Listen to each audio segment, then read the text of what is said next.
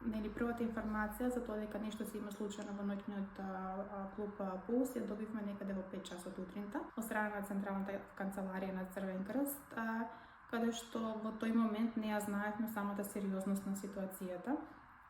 Успеавме да се мобилизираме со некоја екипа од 5-6 волонтери и излеговме на терен да бидеме поддршка во општа болница.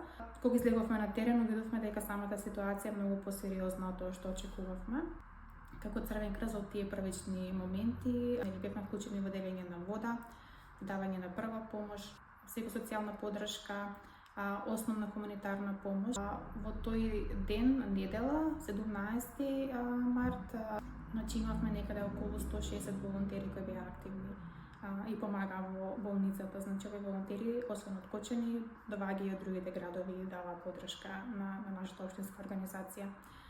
Исто така во тој ден беа донирани кебиња, чаршави, инвалидски колички на општа болница Кочани од страна на Централната канцеларија. Се отвори линија за психолошка поддршка, како и линија за донаторска сметка Фонд на солидарност за жртвите и повредените во самата несреќа.